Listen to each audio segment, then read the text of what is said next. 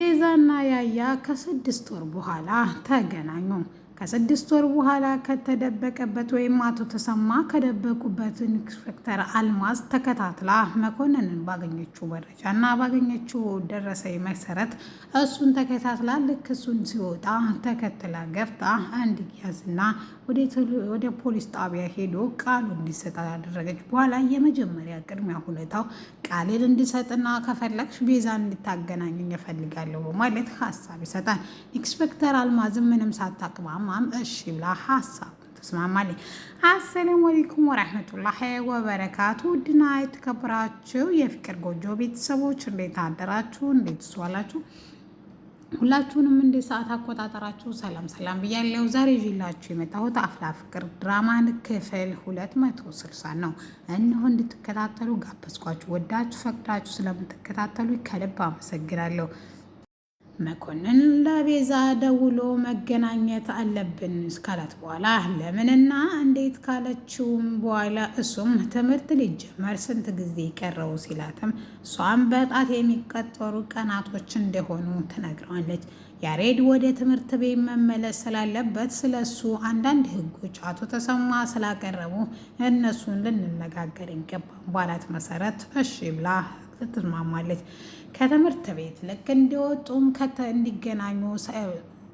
እንዲገናኙ ከቀጠረችው በኋላ ቀስቴን ደውላ እንዲከታተለውና ያሬድ ያለበትን እንዲያውቅ ታደርገዋለች። እሺ ብሎ ቀስቴም ትዕዛዟን ሰምቶ ከኋላ መከተሉን ቀጥሏል።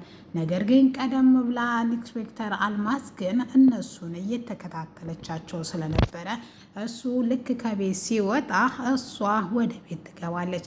ኢንስፔክተር አልማዝም ቀጥታ ወደ ቤት ከገባቸው በኋላ ያሬድን ለምን እንደተቀመጠ ዝና ለምን እንደተዘጋበት ስጠይቀውም ምንም መረጃ አለመውጣት ብሎ እዚህ ቤቴ እንጂ ተዘግቶብኝ አይደለም። ለማንኛውም የአቶ ተሰማ ልጅ መሆንህን አውቃለሁ። ያሬድ ማለት አንተ ነህ ስትለው እሱም አዎ እኔ ነኝ ካለ በኋላ መልስ ከሰጣት በኋላ ቤዛም አግኝታ ምንድነው ለውጡና ምንድነው ግንኙነታችን ወይስ እንዴት እንዲሆን ነው አቶ ተሰማ የሚፈልጉ ሲልም እሱም አሁን ላይ ያሬድ ላንቺ ያለው ስሜት ወይም ፍቅር ሙሉ በሙሉ ወጥቶለታል ማለት ይቻላል። ነገር ግን አንቺ ወደሱ ከገፋሽው እሱ መምጣቱ የግድ ነው ወይም አይቀሬ ነው። ስለዚህ አቶ ተሰማ እዚህ ትምህርት ቤት ያሬድ እንዲማር ትፈልጊያለሽ ወይስ አትፈልግም ሲሏትም እሷም እንደምትፈልግና ያሉትን ሁሉ በተግባር እንደምታደርግ ያሬድን ወደ ራሷ እንዳይቀርብ የምታደርገውና እንዲሁም አሁን ኦልሞስት ሁሉም በሙሉ ስለረሳት ምንም ነገር እንደማያስቸግራት ይነግሯታል። እሷም በጣም ስለማሳዝና ግን ነገር ግን ያሬድን ባይን ማየት ብቻ ለእሷ በቂ ስለነበረ እሺ ብላ ትሰናበታቸዋለች። መኮንንን እየተከታተለ ያለው ቀስቴ እየተከታተለው እንደሆነ ስላወቀም ከኋላ ቅሞ የባለፈውን ድብድብ ይቀጥላሉ። ወደ ቤዛም ተመልሶ አንተ ወንድ ነህ ወይ ወንድን ልጅ የምትከታተለው እያለ ሲለኝም ስሜታዊ ሆኜ ተደባደብኩ ሲልም ቀስቴ እኔ እኮ ለአንተ የምነግረው ነገሮችን አቅለን ያሬድን እንዴት እንደምናደገኝ እኮ እንዲረዳን እንጂ ችግር በችግር ላይ እንድንፈጥር አይደለም። ያሬድ እንደዚህ አይነት ነገር ስንሰራ ያሬድን የህይወት ቁማር ውስጥ እያስቀመጥን ነው። እኛ እዚህ ባጠፋን ቁጥር ያሬድ ግን እዛ እየተሰቃየ ነው በማለት መልስለታለች። ብርክቲ ማንም ቢላት ማንም አልሰማም ያለችው ድንገት እንግዲህ ሰብሌን ብትሆን የፍቅረኛ ልደት የማክበሩ የኔ ግዴታ እንጂ የአንቺ ግዴታ አይደለም ብትላት እኔ አይመለከተኝም ይባስ ብላ ለሰብሌ ጆን የሚወደውን ስጦታ ለመስጠት ስላሰብኩ አንቺ እንድትረጂ ነበር የፈለግኩ ስትልም እኔ የሚወደውን ስጦታ እኔ እንጂ አንቺ ምን አገባሽ በማለት ብትመልስላትም እኔ የፈለግኩትን ነገር የማድረግ መብት አለኝ፣ እሱም ፍቃድ አልጠየኩሽም። አንቺ ዝግጅትም ሆነ ምንም ሆነ ማድረግ ትችያለሽ። ይባስ ብሎም አንቺ አለመምጣትም ትችያለሽ በማለት ጥላት ትሄዳለች።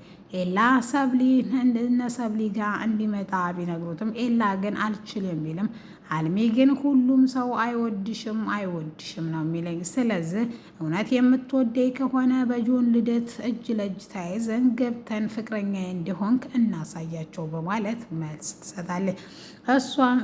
እሱን አለማስከፋት ሲል እሺ ብሎ ሀሳቧን ይቀበላታል። ሰብሊና ናታንም እንደተለምደው እየተጨቃጨቁ ማች ልብስ ለብሰው ፍቅረኛሞች እንዲመስሉ ስትጠይቀውም እሱ ግን ይሄ ነገር ምንም ያላማረውና አንቺ እኮ በጣም ውድና የማልተካሽ እህቴ ነሽ ቢልም እሷም ከእህትነት የዘለለ እንዲታስብልኝም አልፈልግም፣ ነገር ግን ማች ለብሰን በጣም የምናምርና ውብ ሆነን እንድንሄድ የምፈልገው ስትልም እሱም እሺ ብሎም ወደ ኤላ ዘንድም ሄዶ ኤላን እንግዲህ የሆነውን ነገር ሁሉ ይነግረዋል። እሱም ምን አለበት ማች ብታርጋቸው ብትሄዱም ሰብሊ እኮ በጣም ቆንጆና መሲ እኮ በጣም ቆንጆ ልጅ ናት በማለት ይመልስለታል። ከሰብሊ ጋር እንዴት እየቀጠሉ እንደሆነ ሲነግረውም ሰብሊ አሁን እንግዲህ ቶሎ ስለታረቁ ከኔ ጋር መገናኘቱ እጅጉኑ ከባድ እንደሆነ አውቃለሁ። ለዛም ይመስለኛል እንጂ አስችሏት ሰብሊን እኔን ሳታይና እኔን ሳታወራ መዋልና ማዳር ለእሷ ከባድ እንደሆነ ከኔ በላይ የሚያውቅም ማንም የለ በማለት መልስ ይሰጠዋል። እሱም ነገሩ ልክ ነህ፣ ለነገሩ ከትምህርት ቤት አለመባረር ራሱ አንድ ነገር ነው በማለት ይሰናበተዋል። ኤላ ለብርክቲ ካንቺ የተለየሁት በአንቺ የተነሳ ወይም እንዳትጎጅብኝ ብዬ ነው። ስለዚህ እባክሽ ብርክቲ እንደዚህ አታድርጊ ሲላትም ትናንትና እኔና ያንተ እኮ ጥሩ ትዝታዎች እያሉ ነበረ። ትናንትና የማይረሱ እኔን ለማስደሰትና እኔን ለማሳቅ የማትፈነቅለው ድንጋይ አልነበረም። ዛሬ ላይ ግን ስትለም ትናንትና አለፈ። ስለዚህ ትናንት ለዛሬ የማይጠቅመን ስለሆነ የዛሬን ሕይወትሽን ብትመሰርች ነው የሚሻልሽ ሲላትም እሷ ግን ወደፊትም ሆነ የምትጠብቀውም ደስ የሚል ሕይወት የምትጓጓለት ስለሌለ ትናንትና ብሎ መጥቶ ዛሬ ብትኖረው ምንኛ እድለኛና ደስተኛ እንደምትሆን ስትነግረውም ምንም ማድረግ ስለማልችልና አንቺን ልወድሽ ስላልቻልኩ ምንም አላዳልለ ይቅርታ ይላታል። እሷም ይቅርታ እንዲላት ሳይሆን ፍቅረኛው ሆና አብሯት እንዲሆን ስትጠይቀው አለምን እየረሳሻት ነው ማለት ነው ሲልም አለምን ለምን ፍቅረኛ እንዳደረግካት እኔም አላቅም፣ ነገር ግን አለምን እንደማትወዳት እርግጠኛ ነኝ በማለት መልስ ትሰጠዋለች። እሱም ሰብሊን ግን አንተ ፍቅረኛ እያላት እኔ ደግሞ አገር አቋርጬ አንተን ብዬ መጥቼ ቦታና ምንም ሳሰጠኝ ቀረህ፣ በሰዎች ፊት አሳቅብኝ፣ አሳለክብኝ፣ ያ ነገር ደግሞ እኔን ወደ ልከገፋፋይ በማለት መልስ ትሰጣታል። ትንሽም ከቆዩ በኋላ ምንም ማድረግም ስላልቻለ እሺ ብሎ ይለያታል። ትንሽ ቆይታም ሰብሊ መሲን አግኝታት ጆን ምን እንደሚወድ እኔ አላቅም ስትልም እንዴት አንቺ አታቂም? ካንቺ ወዳ እኮ ጆ የሚጠላውንና የሚወደውን የሚያቅሰው መኖር የለበትም። ሰብሊ ምን እየሆንሽ ነው? ጆ እኮ ፍቅረኛሽ ነው። ስለዚህ የሚወደውን ነገር እሷ ከሰጣችሁ በጣም ነው የሚያዝንብሽ፣ በጣም ነው የሚከፋብሽ። ስለዚህ እባክሽ አንቺ አስታውሽና የሚወደውንና እጅግ በቃ የሚያስፈልገውን ከበረክት ግን አንቺ እንድትሰጪው ነው የምንፈልገው። እኛም በጣም ደስተኛ ሆኛለሁ ስትልም ለምንድን ነው ስትላት እሷም ከናታን ጋር ፍቅረኛ ሆኖ መታየት እኔ በጣም ደስ ይለኛል፣ ቃጭለን ይዞ ሊመጣ ይችላል ስትላትም እሱ ግን የማይሆን ነገር እንደሆነ በቅናት አንገብግቤ ከነገ እንዲሄድ አድርገዋለሁ በማለት መልስ ትሰጣታለች። ኢንስፔክተር አልማዝ ወደ እነ ያሬድ ቤት ከገባች ልብሱን ቀይሮ ወደ ፖሊስ ጣቢያ ሄዶ ቃሉን መስጠት እንዳለበት ትነግረውም ያሬድ ምንም ሳያቅማማ ወደ ቦታው ይሄዳል። ትንሽ ከቆዩ በኋላ ቤዛ ጋር ተደውሎ ስልክ ቁጥሯን ከሰጣትም በኋላ እንዲህ በማለት ወደ ፖሊስ ጣቢያ እንድትመጣና ነገር ግን ለማንም ይህም መረጃ መናገር እንደሌለባት ትነገራለች።